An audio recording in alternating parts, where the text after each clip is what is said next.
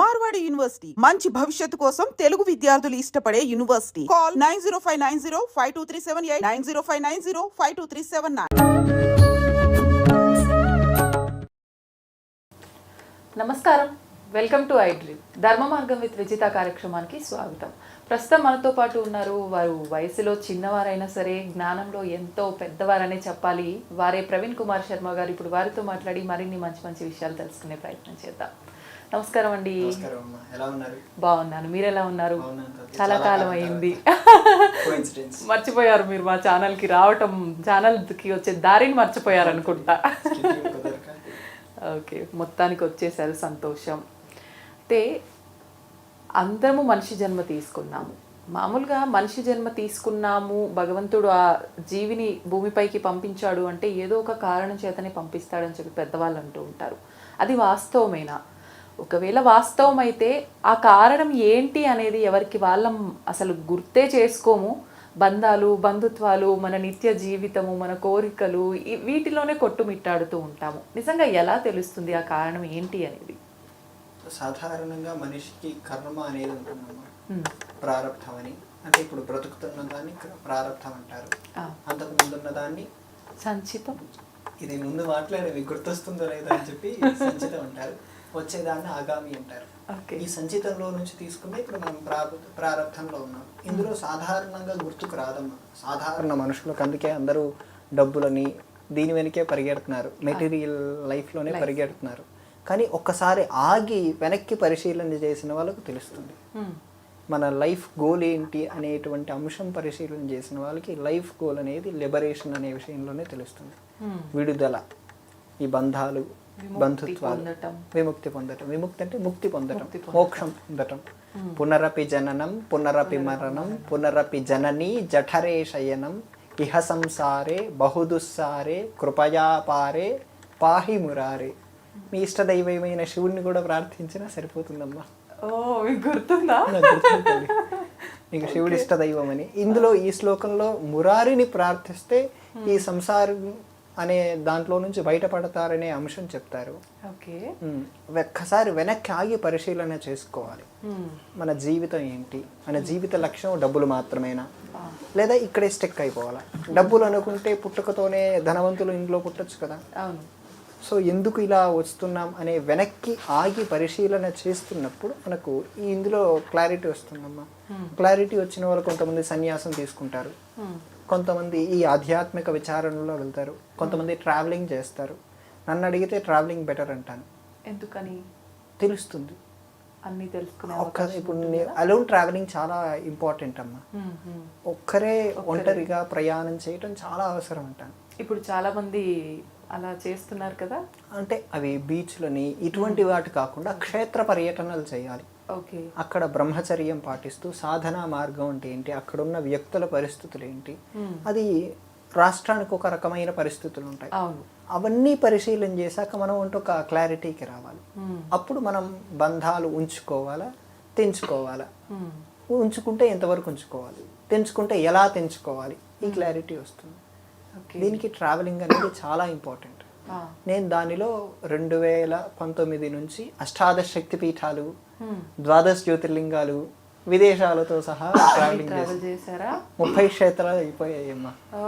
అష్టాదశ శక్తి పీఠాలు, అక్కడ చండీ హోమం చేశాను అన్నిటిలోనూ, 12 జ్యోతిర్లింగాలు అన్నిటిలోనూ హోమం చేశాను. ఇదంతా ట్రావెలింగ్. ఎక్కడో శ్రీలంక, ఎక్కడో కాశ్మీర్, అక్కడి పరిస్థితులు వేరు, ఈ దేశపు పరిస్థితులు వేరు. మధ్యలో ఎక్కడో ఉండే కంచి, కామాక్షి, అక్కడి పరిస్థితులు వేరు. ఒక్కొక్క పరిస్థితిని అవగతం చేసుకొని ఆ సందర్భానుసారంగా ఎలా బ్రతకాలి, డిప్లొమాటిక్ లైఫ్, ఇవి అర్థమవుతుంది. ఈ డిప్లొమాటిక్ లైఫ్లో, మెటీరియల్ లైఫ్లో ఎలా ఆధ్యాత్మికంగా బ్రతకాలో అనేది కూడా ఈ క్షేత్ర పర్యటన చేస్తున్నప్పుడు అర్థమవుతుంది తల్లి. అంటే ఖచ్చితంగా అర్థం అవుతుందంటారా? కొంతమంది ఎంతసేపు ఏదైనా క్షేత్రానికి వెళ్ళామా, అక్కడ ఉన్నంతసేపు ఏదైనా విన్నామా, చేసామా, ఆ ధ్యాసలో ఉన్నామా, తర్వాత అక్కడ నుంచి బయటకు వస్తే మళ్ళీ నార్మల్ అయిపోతారు, ఎవరి లైఫ్ వాళ్ళదే అయిపోతుంది. ఎలా అలాంటప్పుడు? మీరు మాట వినే ఉంటారు ఖచ్చితంగా.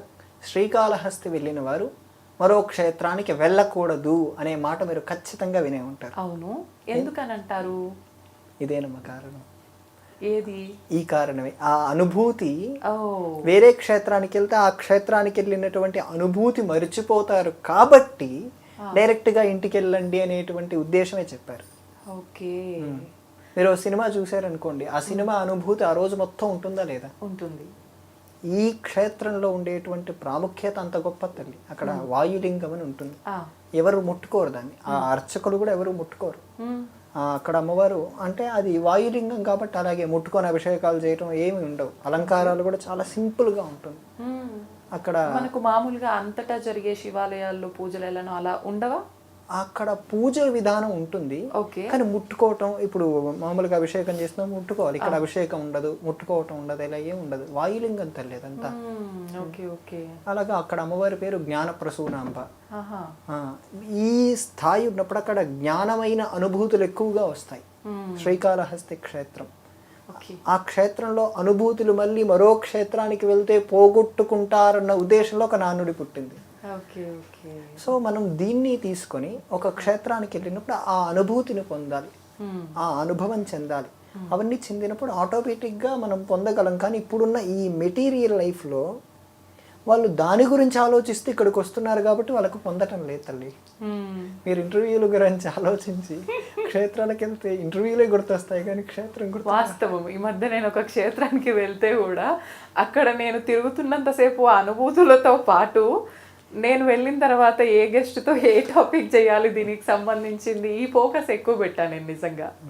మీరు సాధారణంగా వస్తుంది కానీ ఫస్ట్ ఈ అనుభూతి పొందితే ఇది ఆటోమేటిక్గా గుర్తొస్తాయి తల్లి. ఇది నేను యాంకర్లతో మాట్లాడినప్పుడు అందరు ఇదే మాటలు చెప్పారు. మేము ఆ క్షేత్రానికి వెళ్ళామండి, అక్కడ మీ గురించి ఇంటర్వ్యూ చేసింటే బాగుండేదని చాలా మంది చెప్తారు. అవును అవును.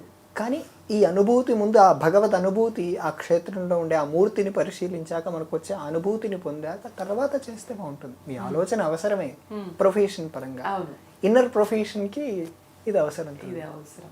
వాస్తవంగా మీరు అన్నట్టు ఏ ప్రాంతానికి అయితే ట్రావెల్ చేసామో ఆ ప్రాంతంలో ఆ యొక్క అనుభూతులు అవన్నీ కూడా మనం కనుక తీసుకోగలిగితే, ఆచరించగలిగితే అసలు ఏంటి నా జన్మకు సార్థకత అనేది ఖచ్చితంగా అర్థమవుతుంది అన్నారు కదా. అలా ఒక క్షేత్రాన్ని ఎగ్జాంపుల్గా తీసుకుంటే కాశీ క్షేత్రానికి వెళ్తే కనుక మనకు అక్కడ ఎప్పుడు ఏదో ఒకటి చితి మంటలు మండుతూనే ఉంటాయి. అక్కడ కాసేపు కనుక కూర్చొని ఉంటే నిజంగా ఏది శాశ్వతం కాదు కదా, శాశ్వతం కాని దానికోసమైనా మనం ఇంత పరితపిస్తున్నాము. నిజంగా ఇది ఖచ్చితంగా ప్రతి ఒక్కరి మైండ్లో వస్తుంది కదా. మణికర్ణిక ఘాట్లో కూర్చొని కాలుతున్న శవాలను చూస్తున్నప్పుడు ఒక గంట సేపు ఆ అనుభూతి ఉంటుందమ్మా. కాశీ నుంచి తిరిగి వెళ్ళేంత వరకు అనుభూతి ఉంటుంది, తర్వాత అనుభూతిని స్థిరం చేసుకోలేరు. నిజంగానే. ఎందుకంటారు అలా? అలా శ్మశాన వైరాగ్యం, ప్రవచన వైరాగ్యం ఎప్పటి కాలము నిలవవు. శ్మశానంలో చూసిన తర్వాత అంతెందుకు కాశీ వరకు ఎందుకమ్మా, మన ఇంటి పక్కనే ఎవరో చనిపోయారు, వాళ్ళు చాలా ఆరోగ్యంగా ఉండి మనకు అటువంటి అనుభూతులే వస్తాయి. వాళ్ళు చాలా సంపాదించినా వెళ్ళిపోయారు అనే ఫీలింగ్ ఒక 5-10 నిమిషాలు ఉంటుంది. కానీ కాశీలో జరుగుతున్న అదంతా చూసేసరికి చాలా, ఇది మొన్న బిల్ గేట్స్ కూడా చూసారమ్మా జరుగుతున్న విధానం అంతా. ఆయన కూడా ఇలాగే అనుకున్నారు, తర్వాత వెళ్ళిపోయారు. ఎందుకంటే ఆ అనుభూతులు అలాగే ఉంటాయి. శ్మశాన వైరాగ్యం పురాణాలు చెప్తున్నప్పుడు, ఎవరైనా ప్రవచనాలు చెప్తున్నాడు, వైరాగ్యం కూడా చెప్తున్నప్పుడు మనం ఆ ఫీలింగ్ వస్తుంది, దాని తర్వాత వెళ్ళిపోతుంది. కానీ నిజమైన వైరాగ్యం ఇప్పుడు అన్నాను చూడండి, ఒక్కసారి ఆగి వెనక్కి చూసుకుంటే జీవితంలో ఒక దెబ్బ తగిలాక ఎందుకు అనే క్లారిటీ వస్తుంది కదమ్మా. ఆ దెబ్బ తగిలేంత వరకు ఇవన్నీ అవసరమే. కొంతమంది దెబ్బలు తగలకుండానే నిజమైన జీవితం ఏంటనే దానికోసం పరిగెడుతూ ఉంటారు. అందులో మనం ఉన్నాం. ఉన్నాం, మీరున్నారు. ఎలా అంటారు? ఇంతమందిని చేస్తున్నారు, దాన్ని మీరు ఆచరణలో చేస్తే ఖచ్చితంగా ఉన్నారు. ఆచరణ పెడితే ఐ థింక్ మీరు పెడుతున్నారనే నాకు మొన్నటి వచ్చినప్పుడు నాకు గుర్తుంది. సో మనం ఖచ్చితంగా ఆ మార్గంలో ఉన్నాం. కానీ ఆ మార్గం ఇంకా తీవ్రతరమైనప్పుడు ఈ బంధాలు ఏవి ఉండవు, ఆటోమేటిక్గా తెగిపోతాయి. అంటే బంధాలతో ఉంటాం కానీ బంధాల్లో ఉండం. అర్థమైందమ్మా? అంటే ఎక్కువ వాటిలో వ్యామోహం పెంచుకోకుండా ఉంటామేమో. వాళ్ళతో ఉంటాం, మెంటల్గా ఉండం. వాళ్ళతో శారీరకంగా వాళ్ళ ముందు కనపడుతూ ఉంటాం, కానీ మన మనస్సు అంతా మోక్షం గురించి ఆలోచిస్తూ ఉంటుంది, విముక్తి గురించి ఆలోచిస్తూ ఉంటుంది. సో అటువంటి క్లారిటీ కొంచెం తీవ్ర స్థాయిలో వెళ్తుంది. అది ఇప్పుడు మీకు అవసరం లేదు, ప్రస్తుతం ప్రొఫెషన్లో ముందుకు సాగితే చాలు. అవును, ఇప్పుడు నాకు నిజంగా లేదు అలా. మీరు కాస్త ఇంకా పెద్దవాళ్ళని ఇంటర్వ్యూ చేసి ఇంకా పెద్ద స్థాయికి రావాలని నేను కోరుకుంటున్నాను. థ్యాంక్ యూ అండి, థ్యాంక్ యూ. నిజంగా చాలా మంచి విషయాలు తెలియజేశారు. మీరు అన్నది వాస్తవం. నిజంగా ఎవరికి వాళ్ళు ఏదైనా జరిగినప్పుడు అది మోక్షము అంటే నేను చేయాల్సిన లక్ష్యం ఏంటి అనే కాకుండా ప్రతి ఒక్కటి నిత్య జీవితంలో ఎన్నెన్నో జరుగుతుంటాయి. జరిగినప్పుడు ఆ బంధాలను అక్కడికి తుంచుకోకుండా ఏం జరిగింది ఏంటి అని ఒక నిమిషం ఆలోచించి కనుక చూసుకుంటే తప్పు ఎక్కడ ఉంది, ఎవరిది ఉంది, ఎలా జరిగింది ఏంటి, ఇది ఒక నిర్ధారణ వస్తుంది. కాబట్టి అన్నీ కూడా కరెక్ట్గా ముందుకు వెళ్తాయని చెప్పి నాకు అర్థమైంది. అంతేనమ్మా, అంతే, సరిగ్గానే సంతోషం చెప్పారు. అండి. సంతోషం. ధన్యవాదాలు. నమస్కారం.